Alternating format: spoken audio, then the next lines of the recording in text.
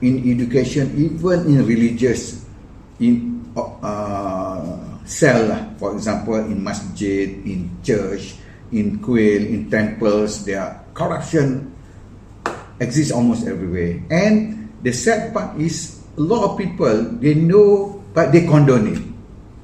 Then we keep blaming the politicians. We always say politicians corrupt, but actually it's the people that corrupt. Why corrupt politicians are very rampant? Because we the people who elect them. So if you see in some parties, from the cawangan level lagi there is corruption. To elect a ketua cawangan, money pun kena beli. Tukar ketua bahagian pun kena beli, kan? So that means and also we observe that the community leaders, religious leaders, community leaders didn't do much to eradicate this. So and I think because of COVID, 1 year we were locked down. I think the people are suffering. If this country is being well managed, there is no corruption and the misuse of power, nepotism, all this, the people will not suffer like now. Now I think a lot of people, because of COVID this 1 year, we can see the color. If the country's wealth has been managed well, the people will not suffer. And also, basically this is a Muslim country, Muslim majority country.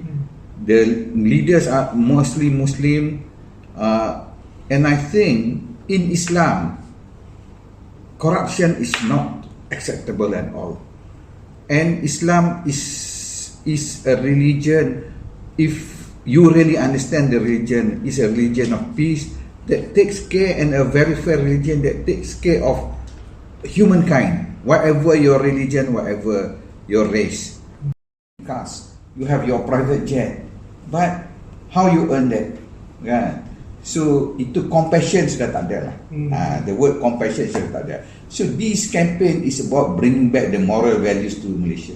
We are humanizing back Malaysia. This is the campaign about.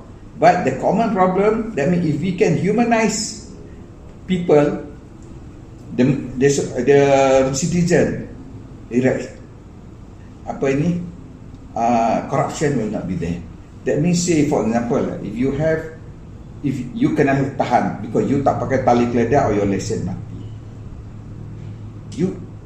you cannot afford money to the police or to the JPJ, because if he asks you, you say sorry, my religion say I cannot pay bribe. Please forgive me. If you cannot forgive me, I take the saman because I have to be punished. It's my mistake.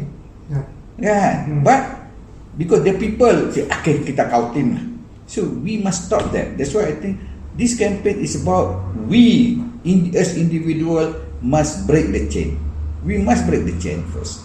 We must break the chain. That means we don't want to pay, and we don't want to give, and we don't want to ask.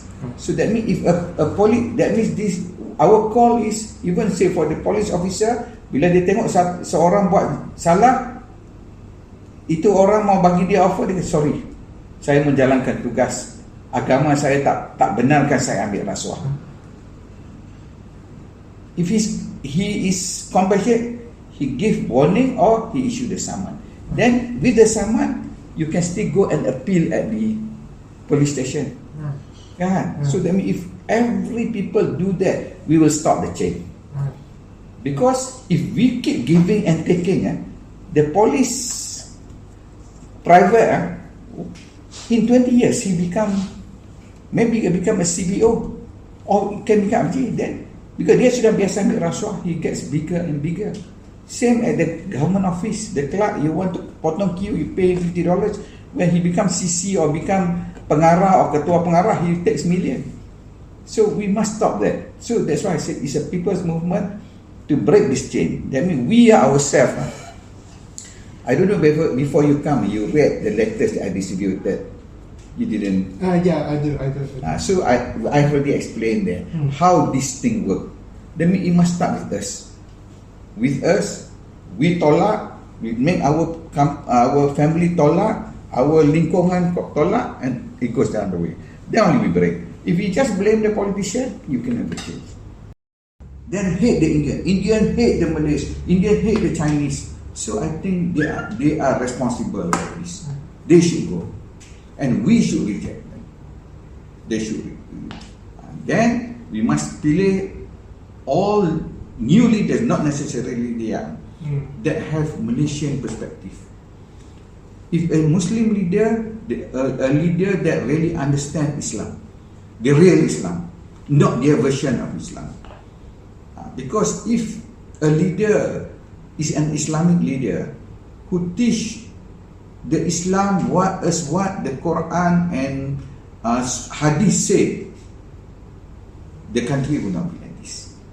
The Malays or the Muslim Malays will be better than this. Will not be poor, will not suffer, will not be involved with corruption, will not cheat people, will not lie. And if the Chinese leader or the Buddhist leader teach the Chinese the right Buddhism, they will not cheat people, they will not shortchange when doing business, they will not bribe all the way, kan? They will not become gangsters, they will not be judi punya king, kan? So I think we need to change our belief system. That means the leaders must teach the right teaching of each religion.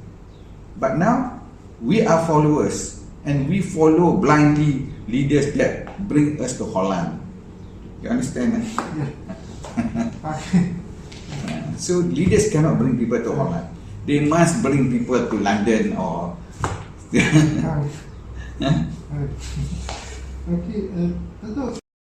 all this while I build my business. I didn't follow the norm. I don't depend on politicians. I fight fair. If I lose, because I am a follower of the right Islam. In Islam we believe is the rezeki is ours, is ours. If it's not ours, but I will try my level best.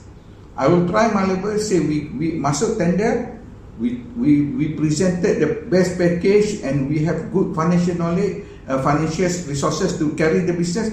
But if an officer or a politician come and approach you, I will get you this project if you are willing to pay me extra or some under counter. I will make sure you get it. I say I don't want to pay. I want to get the clean way. And I think I proved for the past 40 years my business grow and grow. That means you must be daring enough to reject corruption. But not many people are like me. Not many people are like me. And a lot of my friends who lost opportunities because of corruption, they are suffering. And a lot of my friends who pay corruption also are suffering because the officers and politicians keep asking for more and more. So that's why I say I must stop this. So that's why now, if you follow your religion, actually we Muslim, because I'm a Muslim, I talk from Muslim perspective. You must be, in Islam we are taught that you have to be very honest. In Quran it's very clearly said, if you sell one kilo of sugar, if you open a provision shop, you cannot give 998 gram. You must give 1,000 gram or extra. You cannot cheat people. You cannot bribe. Then you cannot potong jalan. So that's why, because God say, for example, in our religion, 10 people selling durian, kan? You open side by side. God will decide who will come to your shop. You cannot compete. So maybe, but you have to be creative. You make your shop cleaner, you put bigger poster. That is what we call ikhtiar in Malay. You ikhtiar. So this is, but if people come, you bersyukur. Then, how my father taught me last time, sometime if say we open by side by side, but if our business is too good, these two guys next to us, business, we buy some from them itself.